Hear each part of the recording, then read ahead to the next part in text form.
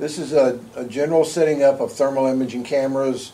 There'll be a lot of information about our particular units, but some of this will also apply to other cameras. So we're going to go through very quickly and talk about various things. Always be careful with the lasers on the imagers. Never point them at anybody's eyes. Never point your imager at the sun or any other very high power device. It could damage the array inside.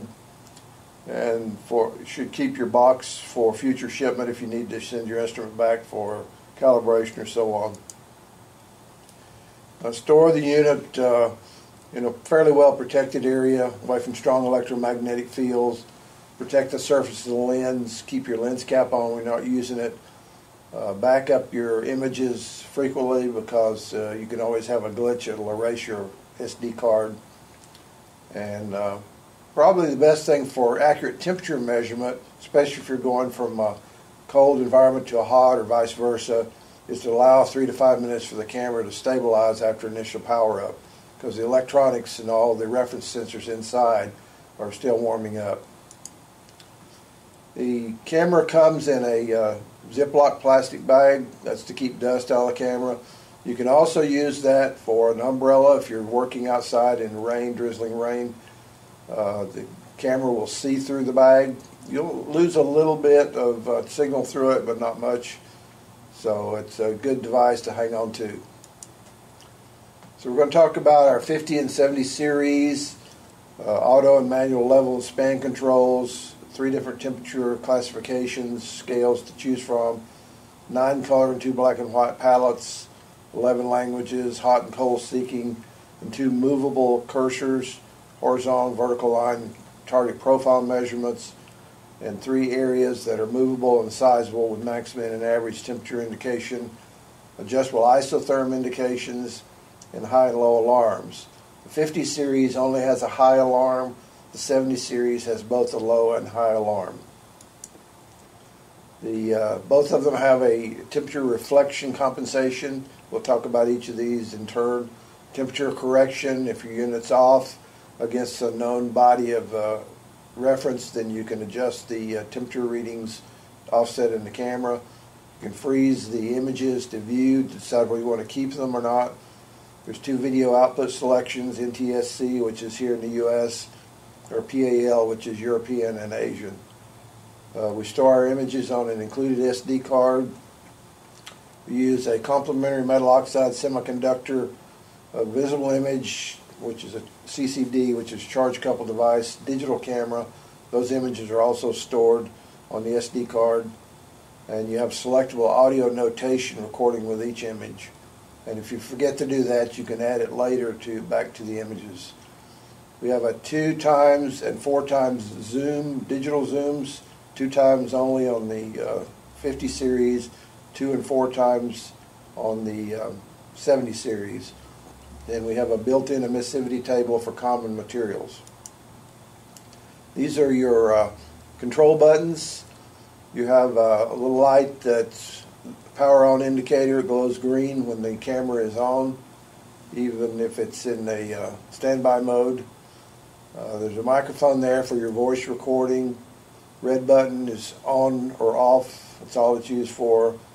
The C button, cancel or clear, that's if you're in something and you want to go back, it's used as a back button, like on your computer. It will clear something if you have a function highlighted on the imager. You can clear it off, remove it using that button, and you can also toggle between the digital and thermal camera. And you have 4 navigation buttons to move things up or down, or to right or left. You have a menu and confirmation button in the center that will bring up the menu. Then when you make changes to what your camera settings are, you press that to confirm it, which renews the settings in the camera and saves them. The attribute button at the top has 2 functions. It highlights whatever function you want to modify, change, delete, or move. And also, it will allow a manual calibration of the camera. We'll get into that later. And then the S button, that's to freeze the image. That's its only function, to enable you to decide whether you want to keep that image in your SD card. So the cancel button, we talked about that, 4 main functions. It's a back button. If you're like you're in the menu and you want to go back, you just push it and it'll go back to the previous slide.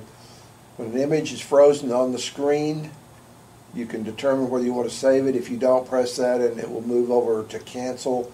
You will see save is highlighted in blue. It will move over and highlight cancel in blue and remove that image from the screen. If I have a attribute, if I have like several cursors on the screen and I want to do something with it, I push that button until that one is highlighted in yellow. Now I can move that cursor around using the navigation buttons. I can delete it. I can switch something else on to change something in that function, like set the emissivity for that point. Several functions there. And if nothing else is selected, this button enables me to go back and forth between the thermal and the digital cameras. The attribute button, pressing that repeatedly. If I have several things on the screen, like you see in the lower right there, each time I press it, I will go to the next function. When I highlight that in yellow, I can then remove it, move it, or I can do things like change the emissivity or set it as a reference point. The S button is freeze only. Again, that's to freeze the image on the screen, allowing you to determine whether you want to keep that image or you want to delete it. The functions of the camera: from the front, we have rubber bumpers around it to protect it if you drop it. The visible light cameras at the top, it does not require focusing. The thermal camera does require focusing, and you rotate the ring on the front. It's a manual focus. We have a laser pointer. The laser is aligned to align the center of the image out about 10 feet in front of the imager. If you're closer than that, it will be right below the center point of the picture, or if you're beyond that, it will be slightly above the center point of the picture. A multi-function trigger, we'll get into the functions later. There's a wrist strap hook, battery compartment, rubber no-slip grip panels, tripod mount if you want to mount it on a tripod and let it take pictures in a program sequence, and then the bayonet locking ring, which enables you to add accessory lenses to the 50 series. There's a snap-down rubber port cover on the left side as you're looking at the screen, and underneath that is your live video output at the top, your SD card slot, and AC power internal battery charging. We have an optional kit that enables you to power this AC or charge the battery with it in the camera rather than taking it out with the external charger that comes with the camera. This battery slides in and out, quarter turn, remove the cap.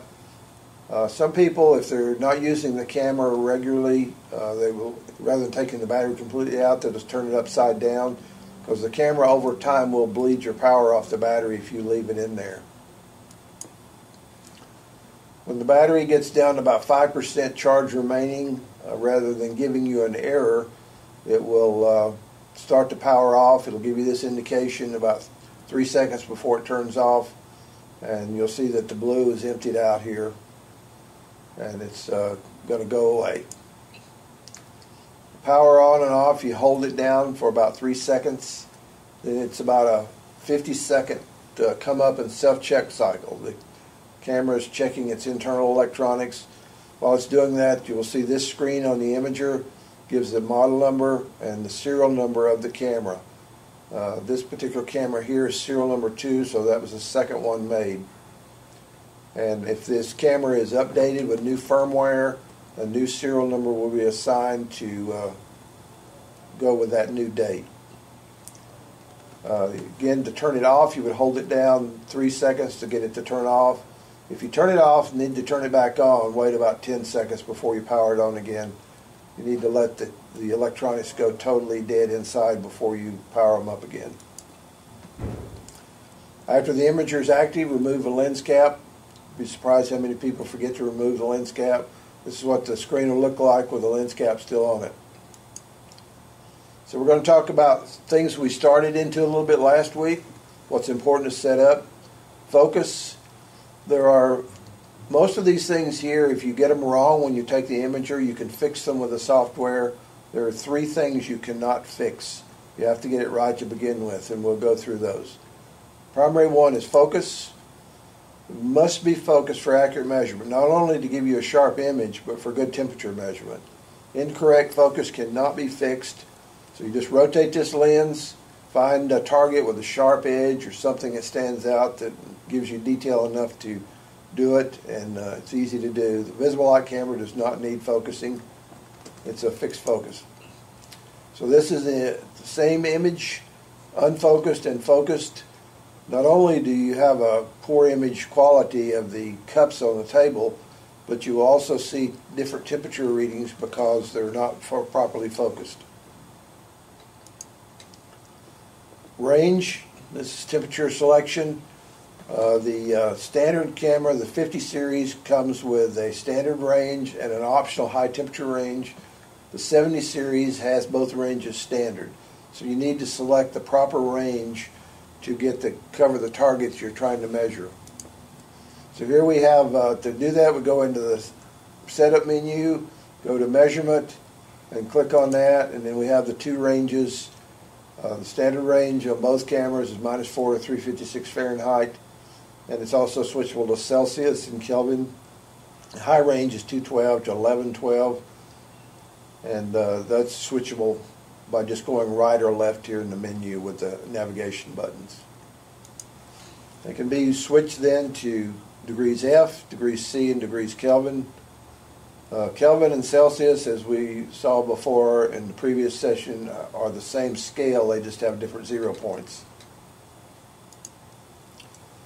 Temperature span, that's the span that covers the target you're interested in.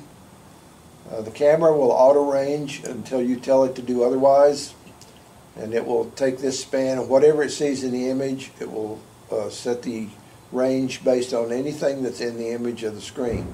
You can switch it to manual, and that allows you to use the navigation buttons. Use the attribute button to go and highlight the numbers here, and then you can use the navigation buttons to move. There the arrow is pointed to the right, so you can move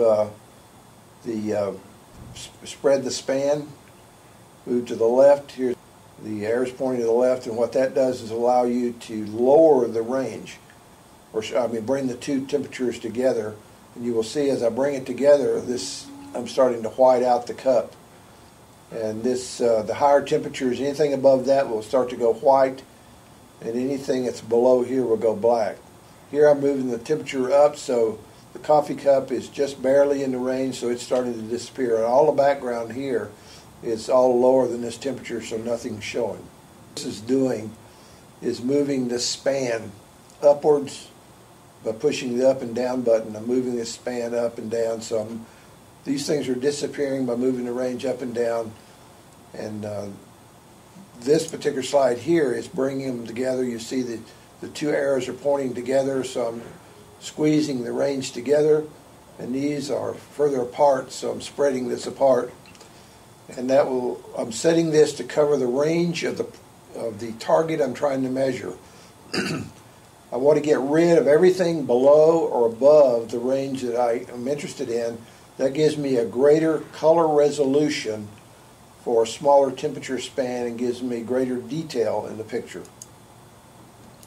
So I can go back to auto whenever I want, and the camera will go back to auto ranging. Thermal level, that's taking this level that we had, this range, and we move it up and down until we center it over what we're interested in. So the thermal level for this particular range would be about 110 degrees, the center point here. So if I set a span, I can then move that window up and down to set my thermal level to cover what I want. Emissivity, we've talked about how to do emissivity before. It's correct. It's essential to get the correct temperature readings. So we have global emissivity, which is the emissivity for the imager, and we can set individual spot, line, or area emissivity separately, and the global settings will override those if I reset the global setting.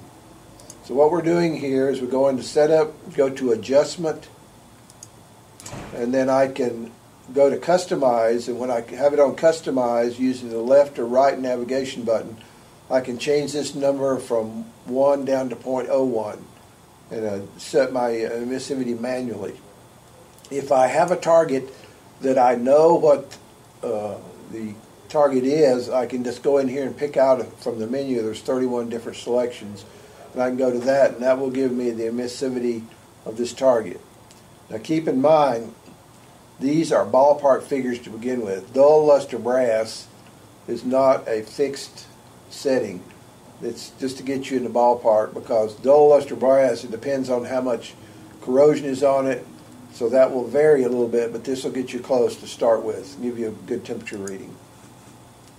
So here we have an iron. The left side is painted flat black, the right side is unpainted, it's shiny. So in order for me to get similar temperatures, even though the iron is the same temperature across, I have to factor out all the cool reflections on this side. So we set the emissivity down to 0.07 for this side, which means that 93% of this energy is reflected, and I'm getting pretty much the same temperatures here. The global emissivity is what's here. So that would be everything here, but then I set this second cursor, this spot only. This particular cursor is at the global emissivity setting, this one here.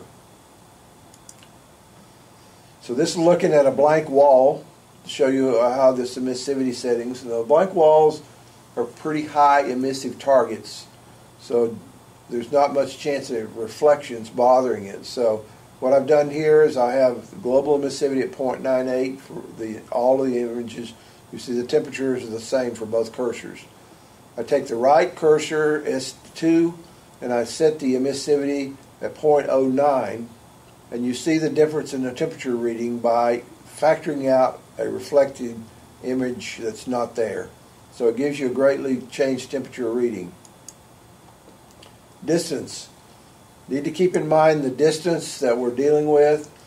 If we look at a target and we back up, even though the target temperature has not changed, there's less energy now reaching the imager, so the temperatures will go down as far as the imager is concerned because it's receiving less energy. Also, you need to keep in mind the distance to target ratio of the imager, the size of the target each pixel measuring, so you might be putting additional data into it that's outside of the little target you're looking for. But it's important to keep this distance in mind. If you do a report later, you need to add it to the report. A good perspective. That's like if you're on vacation, you're taking a picture of some beautiful scenery and you move around to get the best angle, or to have something in the edge of the picture. It will kind of show a distance perspective, like a little tree in the side of a distant target. And you want to look at your target for thermal temperatures to get the best image. Move around different ways, get a better angle on it, maybe get a little higher temperature or lower temperature when you move around to see a better image of what you're reading.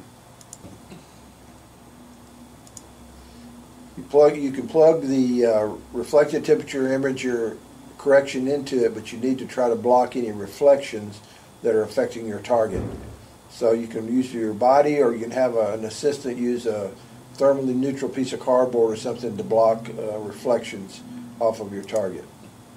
So go in the navigation button, system adjustment, and then you take your temperature reflection, if you have reflections around, and you recall we showed you how to, in previous slides, to set up a crumble up piece of tin foil to get an average, to plug a number in here. So you put that temperature number, whatever it is that's reflecting your target in, and the camera will now compensate for that reflected temperature. You switch it on, you go right or left down here with the switched on, and you can set your numbers. Targets with high emissivity surfaces are far less affected by reflections than with low emissivity surfaces. So it's less critical with high emissivity, but you still need to try to figure out if something is around that's affecting your target. Correct lens, field of view, instantaneous field of view, and measurement, instantaneous field of view. We offer on the 50 series 2 times telephoto and a 0.5 times wide angles. So these are quarter-turn bayonet mounts. They go into the imager lens and lock in. So you go into measurement, appear, and then click on that. And then you have here your lens. Standard lens is what's showing. If you have your camera programmed for wide angle and telephoto lens, then you can switch in here, put the telephoto lens on, go there. And the reason we have settings in here is the energy transmission curves through each lens is different because of the coatings on it. So when you buy a camera and you want these lenses, we have to program it with this lens to get the correct transmission. So that's the setting here. If you do it here, it'll still read, give you an image, but your temperatures will be a little bit off. When you switch to telephoto, you'll have 2x will appear up on the screen.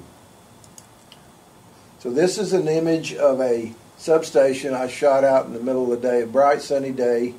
This is the same image with a telephoto lens, and this area in the blue rectangle is what's shown in this image. So that's the difference between the two lenses. The wide angle lens, we do the same thing. We have programmed into the image. We go right or left to get to the wide angle. We click on that, and now I go to the curve that's calibrated for this lens, and it will say 0.5x up here when the telephoto lens is chosen. I mean the wide angle lens is chosen. So this is the electrical panel out in the plant, standard lens, same distance away from the electrical panel with the wide angle lens. You can see it appears to be much further away even though I'm standing the same distance away. So we have a 17.5 degree field of view, 17.5 by 13 field of view with the Z50 standard lens. Wide angle is 8.75 times 6.5. It's 2 times. Distance target ratio is 526 to 1 on the standard lens, 1052 to 1 with telephoto, 263 to 1 with the wide angle. The Z70 is a fixed 25 angle view, and its distance target ratio is about a little under 800 to 1. A little under 800 to 1. So the field of view, that's everything that's on the screen. We talked about this before. The entire image on the screen, instantaneous field of view. You really cannot see this on the camera live. That's a 1 pixel size measurement. You can see this once it's downloaded to your computer. The instantaneous field of view is what the camera will show you as the smallest target, and that's there's a 5 pixel cross. That's what the cursor is measuring, and we showed you that before. In case a pixel goes bad, we use a 5 pixel cross to give you the temperatures live. Color palette. All cameras see in black and white. None of them see in color. Colors are added because people want colors, so we add that in the microprocessor. Most people can actually discern smaller temperature differences in black and white or grayscale in color. The shades are a little bit easier to see, but different colors are chosen to show different things, and it's a personal thing. We have grayscale, positive grayscale, and negative grayscale. Most people, the standard cameras use grayscale, positive grayscale. Cold is dark, light is hot. There are 3 color ambients or palettes that would do the same thing. There's iron or iron bow, which is the most popular hot metal and amber palettes on this camera. Cold is dark, light is hot. The others are a lot of different colors, and you are not quite sure what's the hottest and coldest unless you look down at the color band. But if you need to make a quick judgment, these cold is dark, light is hot will give you a quicker judgment. So in order to change the palettes, I push the attribute button until I have a yellow band around my palette down here. And then I push the menu button, and you have to do it fairly quickly because after about 5 seconds this will go away. So you just go right or left with the navigation buttons and you step through the palettes. So here's what you see from cold to hot. So you see iron bow, dark, cold, light is hot, and so on. A lot of people use a lot of rainbow colors because they give lots of different colors, but you have really no correlation dark to light, what is hot and cold.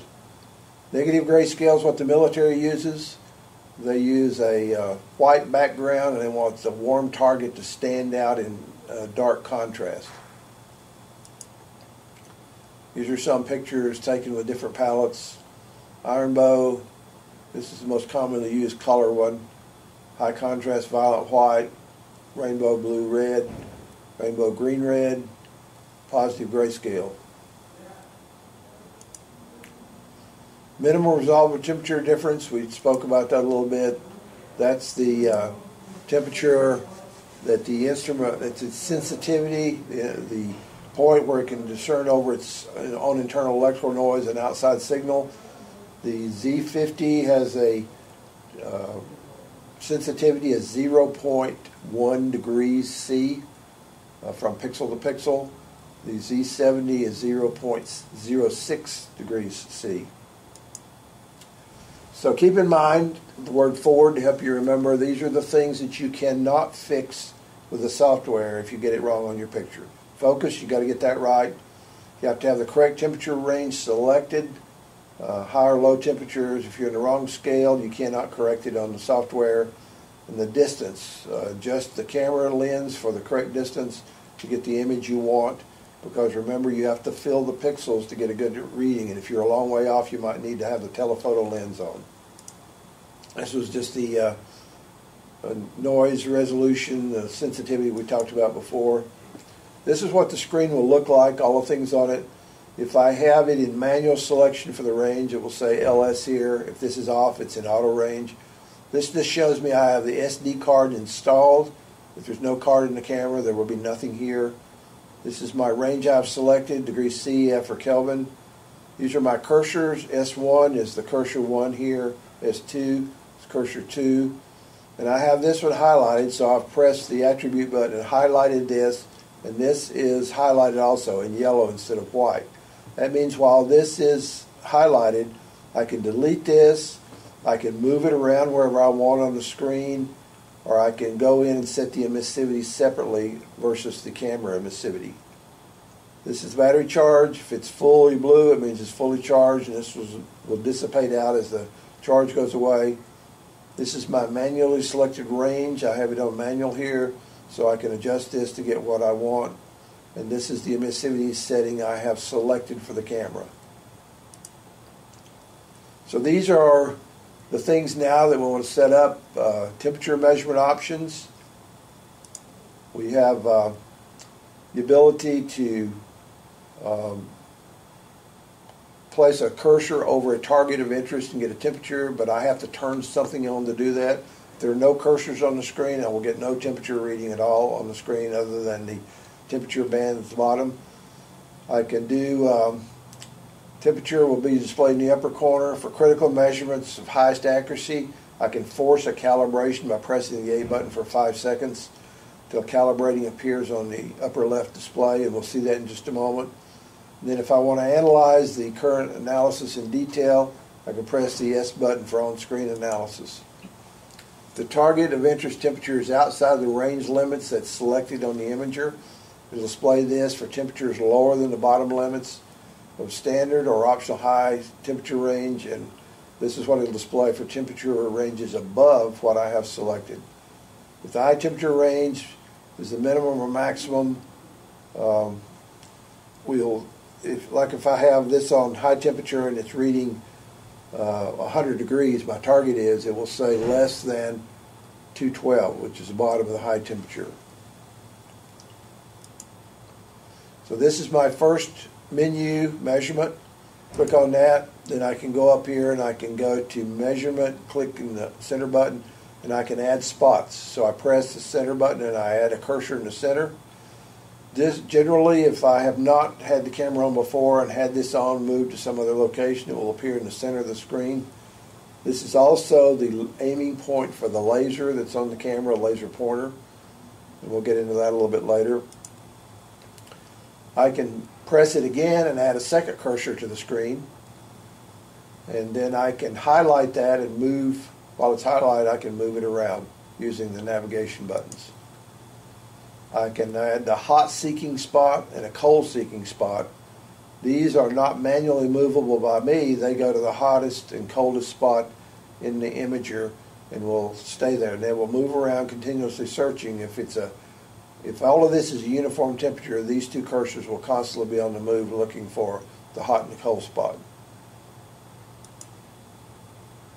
So if I have highlighted now, I've selected the attribute button, I've highlighted this, and I can go in and I can set the emissivity for this point separately, and I can also set it as a reference point if I want. So here I've set my emissivity, and I want to go set a reference point, so I say go down and say yes, and I put this, the cursor is on this cup back here, you can't see it, it's behind the box, so that's 100 degrees. So that reference point is 100 degrees because that's what the S cursor is. So since the reference is set at 100, S is now reading 0 because there's no differential. I can set reference type if I want, or I can set a global reference point. If I have reference type is off, then I don't have anything. If I turn this on and I have this as a reference point of 86, I turn it on, spot 1, 2, 3, or hot spot, cold spot areas. I can set each one of them as a reference point. And if I have a reference point of 86, this is a non-point reference. I've set it just as a reference point of 86. So that means I've put 86 as a number in here for the entire screen. And now I have S1, it's on here. And the differential between the reference point and this cup is 17.6 degrees. So you would add these two together to give this temperature. And I can add it each one of the spots. So I have S1 as a reference point, it's 103 there on that cup. And now my cold cup is 59.7 degrees different than that. So I can step through this in sequence and set each of the spots, hot spot, cold spot, or the two manually set spots as a reference point. Then I also have horizontal and vertical lines that are temperature profiles I can put on the screen. So when I turn this on, I have a horizontal line here and I have a dotted line vertically. This is the temperature reading point right at this point where the two intersect. I can use the navigation buttons to move this line up or down, or I can move this line right or left. This is the pixels that I'm referencing. So this target back here, this is the temperature of this target in reference to this point. I put a hot coffee cup here, and you can see the pixels go up. So that means that all of these are hotter than this reference point. And it's a percentage based on what I have set here also. And then this is some ice in here. Must be some kind of reflection to get a little spike off of here. But this is the temperature at this point at the intersection, and this is the reference as a percentage against this temperature point on this scale I have set. And all the other temperatures are lower. I can do the same thing vertically. I have a vertical line here with a dotted horizontal line now. And these are the temperatures in reference to this point. And now the line is vertical. So everything that's over here is above this point here because I have this point on the edge of the cup. So I'm actually getting a little warmer because there's coffee here. This is just the edge of the cup. So this point here is above this temperature and everything here is below. Doing the same thing on an iron. I have the S1 set at global emissivity. I can set the emissivity for this intersecting point separately. And now I have a profile up here that you can see, since this is both at global emissivity, this is the profile and temperature I'm getting here. I set the emissivity at 0.1 and now I've moved this up to where these are pretty much equal. I can set a couple of reference points here. I have S1 and S2. I have the temperature here, which is the wall behind, and then I have a warm cup and a cold cup. And these are reflections off the table of the cup, the heat here and the cold here on the table itself. I can add an area. When I click on it, it will put a box that nearly covers the entire screen. Then I can go in and I can highlight each one of these, and I can size these areas or move them around. I can put a max, min, or average temperature cursors in them. So here, I've taken this box, I've gone in here and I've set the emissivity at 0.96 for the box itself, same as the imager. I can set it differently. I can set it as a reference point if I want. And of the box, right now it's on maximum temperature, so that means it will pick out the maximum point in the box, and that'll be the reference temperature. And then this will be a differential between it, because this is also on the cup somewhere. I can switch between max, min, and average here. So I have, this is the box. The maximum temperature is selected here, so it goes to the hottest spot in here. I have S1, this is the background, S2 is the cold cup. I can switch to min temperature. Now this goes to the minimum. This box here, this is the minimum temperature. S1 is on the hot spot on the coffee cup here. I can have an average. If I have it on average, there's no cursor in here. This temperature is an average of everything in this box. This is what it will look like. If I have max temperature up here, it will be a T in the little box that's beside the temperature. If it's minimum, it will be an upside down T here. And if I have average temperature, there would be a dash here in the box. So I can set these wherever I want. If I have up to 3 boxes, I can put up to 3 boxes on the imager. If I switch one to max, it will switch all of them to max, and so on min, average. So I have the types of icons here. We talked about the maximum, minimum, and the average. And this is for the whole box. That's covering both the hot and the cold. So here I have it on the hot side. This is the cold side, and this is an average of everything in these boxes between the two and the background. I can size this box, and I can position the box. So if I size it, I can use the navigation buttons with it on size, and I can spread the box out, make it bigger or smaller, in and out. Once I get the size I want, I can then change this to position, and I can now move the box around the screen. So I can have up to 3 of these boxes highlighting a certain position. I can size them to cover the target I want, and I can get the max, min, or average of that particular target. So you can see it can have a lot of stuff on the screen. It can get very busy. You can set the emissivities separately, set them as reference points. And if I decide I want to just clear all this stuff off, I highlight individual things and hit the lower left button, and it will delete that one only and leave the rest. If I want to get rid of them, I use the menu, going right or left, measurement menu, and hit none, and it will clear everything off the screen. Digital camera.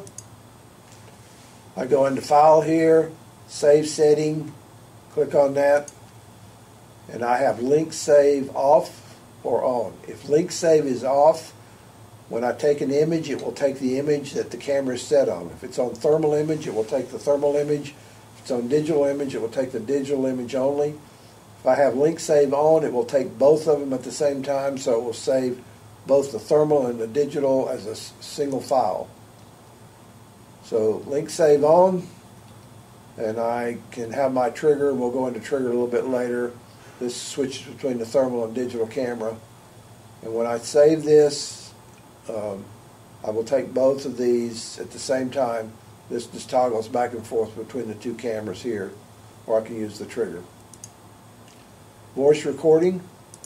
When I take my image, if I have voice turned on, voice save turned on, when I take the picture, it will start a recording, and the recording bar will go across, and it will run for 45 seconds. If I don't need all of 45 seconds, I can press the menu button at any time, and it will stop at that point. It saves that recording with that picture as part of the file. If I leave this off, forget to do it, I can go back and add it later. Same thing, you can do the same thing on the digital camera, same recordings if I want to just do a digital picture and record on it. Digital zoom. Digital zooms are not like optical zooms. They're not infinitely focused between one point to another. All you're doing is enlarging the pixels. This 1x now, when I go to 2x, I'm now taking this part of the image, and all I've done is make each pixel twice as big. It appears closer, but it's the same image, just each pixel is twice as big, but it's only reading this part of the picture. All this out here is no longer part of the picture. That's 2 times. If I go to 4 times on the Z70, you will now begin to see each pixel. You can see the individual pixels because all I've done now is take this image and I've just cut this part here, and that's all I'm seeing here now. So ignoring this, all of this is ignored. So it's a way to bring an image in, but you're not seeing any more detail because you're seeing the same pixel just magnified 4 times. If I have a telephoto lens on, you have 2x. If I have it on the digital zoom on, it'll be x2 or x4 here to differentiate between the two. Auto and manual calibration. It's not actually a calibration, it's an array refreshment. All thermal imagers require this. An image array becomes saturated with energy and the image will go monochromic, so it periodically needs to have a shutter moved across the array to remove the signal coming in, allows the pixels to refresh. When we ship it, the auto calibration is done every 60 seconds. That's what you hear on the camera. It's a clicking sound, and it will do it more often when the camera's cold. When you turn it on, it will do it more often. You can go in the menu and set this from 0 up to 600 seconds in steps, or you can turn it off completely. If I want to leave it alone, I can do it, or I extend it out, because it does interrupt what you're doing when it does that calibration. You can't do anything until it finishes. It only takes a second or 2 seconds or so, but it does freeze everything until it finishes that. I can go here and set it on 0, and if I then want to take a picture, before I take the picture I need to refresh, so I press this and hold it for 5 seconds, and it will do a refresh on the image or where I take my picture, and it'll give me a better picture. And this is what it shows when it's calibrating. It'll say calibrating up in the corner, and the functions are frozen until it finishes. Visible light camera, it's linked on. If I have it on visible light when I'm doing this, the camera is not automatically refreshing the pixels. So if you take an image with the on visible and you're taking both images, you need to do the refresh if you haven't done it for a while. The thermal and digital images are a different perspective. If I look at this electrical panel and I have a bunch of electrical panels in a line here, this enables me to tell which electrical panel I've done. And when we get into report writing programs later, we'll show you how to get a picture up close like this to put them side by side if you want to do that. Temperature offset. If I look at, say, a black body or something of known temperature and my imager is reading a few degrees off and I want to adjust it, go into setup here, adjustment, and I can go down here to temperature correct, and I can move it up to 17.8 degrees plus or minus Fahrenheit, or 9.9 degrees C, and this will correct the temperature for the cursors only. It does not change this color bar, temperature color bar at the bottom. Alarms and isotherms. I have alarms. I go in the menu and select on that.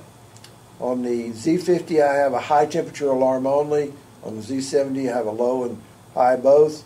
So I switch the alarm on. I can switch from high to low on the Z70 or high only on the Z50.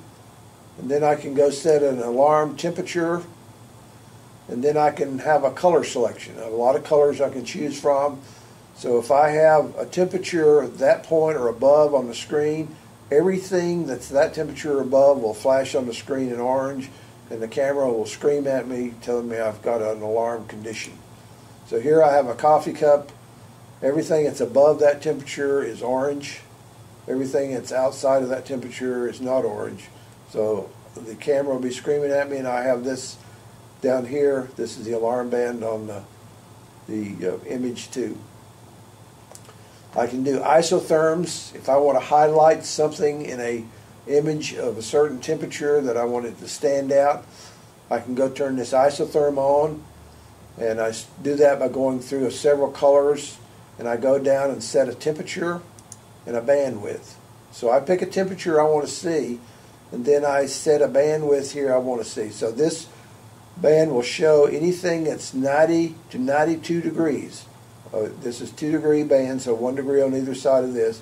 Anything that's in that temperature band, that 2-degree band, will show up as black on the image. So like this coffee cup. Everything in this black band is in that 2-degree span. Everything else is outside. So this is the isotherm in the temperature. That's just to get something to stand out. Internal clocking calendar. I go in and set my internal clocking calendar. This is to date and timestamp my pictures for the reports later on. And you can set it from either the thermal or the digital camera. General setup. Go into setup, system setup. I set my language. There's 11 languages. I just step through and pick one, and when I change it, it changes everything in the menus. Then I can go to brightness, screen brightness. I can set from 20% up to 100%. The higher the percentage, the more battery drain there is. So I want to set it high enough to do what you need to do to be able to see your image. The laser, the trigger is settable for several different functions. So if I have it on laser, when I pull it, the laser will come out and point as a indicating pointer for my target. But I have several functions here. I can click through and turn on a spot temperature, an area temperature, do the laser. This, when it's on save key, when I pull the trigger, it saves the picture onto my SD card, and I can switch between thermal and digital cameras. The laser, when I have one cursor on the screen, first time it's in the center point, and that will be the laser targeting area. If I move that off, the laser is still in the center of the screen. This is video output. I go in here and select between the two functions. PAL is only used in Europe and Asia, so we don't use that over here. Just make sure it's on the correct one. I have a standby time. I can either have it off, or I can set it in intervals of 2 minutes, 5 minutes, 10 minutes, or 15 minutes. That means if I don't do anything to the camera for that time interval, the display will go blank and some of the functions will go off. That's to save the battery. If I pick it up and push any button on the imager, it will instantly come back on, and the little green light indicating it's powered up will still be on. If I want to go to standby time, it will say this before it goes blank, but it's still live. Pushing any button will bring it back on. If I go to auto time off, same time intervals.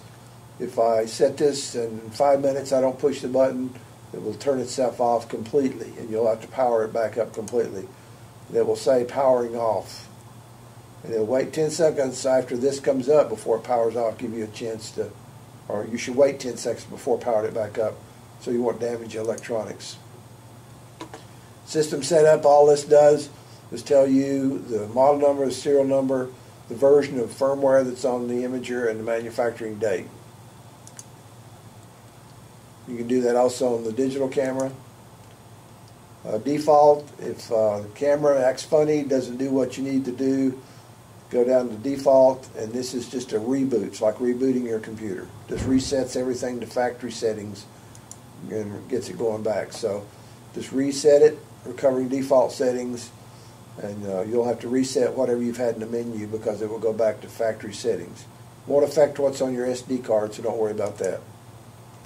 Taking an image, we'll go to File, you save. There's 3 ways of, it'll tell you if it does not have an SD card in, install one before you take an image. So I can go here and save, I can pull the trigger if I have it on save key. I can turn the menu on and have here and press the menu button and it will save an image, or I can press the S button and it will save an image. It will say, give me this choice on the screen. I can examine the screen. If I press the menu button with it on save highlighted, it will save the data to the card and it will say so. If I want to cancel it, I can move my cursor over to the right and press menu and it will save it, or I can press the C button in the lower left corner and it will cancel that image also.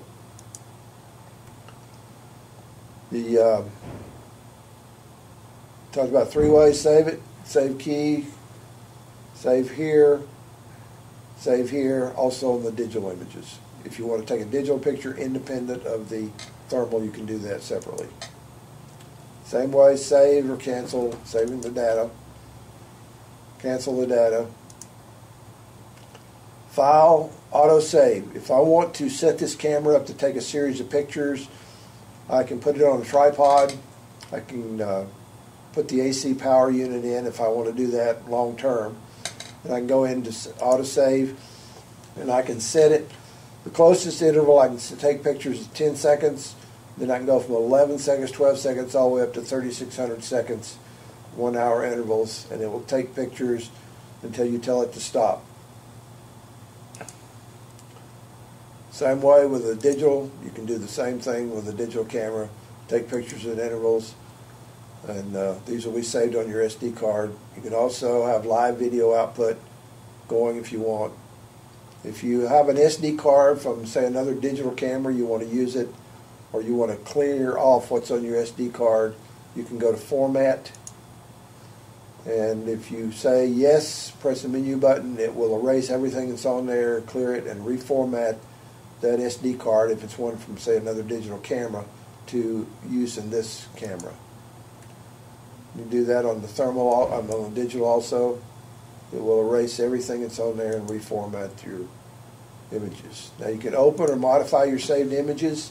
If I want to look at my images on my camera, I go to File and go up to Open and click on that so I can look at my saved images. And if I want to step through, I just push the right or left navigation buttons and step through my pictures, and they're numbered here. There are some IR files, some will be digital only, and they will show up with a different number. If I want to toggle back and forth between the digital and thermal on my camera, then I need to set my trigger to IR CCD. That will make it much easier to toggle back and forth between thermal and digital on the imager so you can see what's on there. This means that on this digital picture there is an IR file saved with it. If I have a digital only, that will not be there. If I take these are the number of pictures that are total on the imager, and this means that 91 of the 108 have IR files, and some are on here that do not have IR files with them. If I have a digital picture only, it will say CCD. There's no thermal image saved with that. If I have a IR image, then this is what it comes up with. If I try to switch to digital, there's no saved digital image with it. If I want to modify my picture, I go to Save Setting, switch voice, make sure voice is switched on. I can go in here to File, and I can add the voice if I want. If I have do not have the voice on, Save will not appear here as a here, so I cannot save anything to the image modifying it if I do not have the voice on. So here I've taken a thermal image, and I want to change it to a black and white palette. So I save it, I take this image and save it as the new picture, but it will not destroy the old picture. It saves it as a new file. It also enables me to add the voice recording if I've left it off before I wanted to add a new voice comment. So I have my original file, my modified file, and I can save it as a secondary file.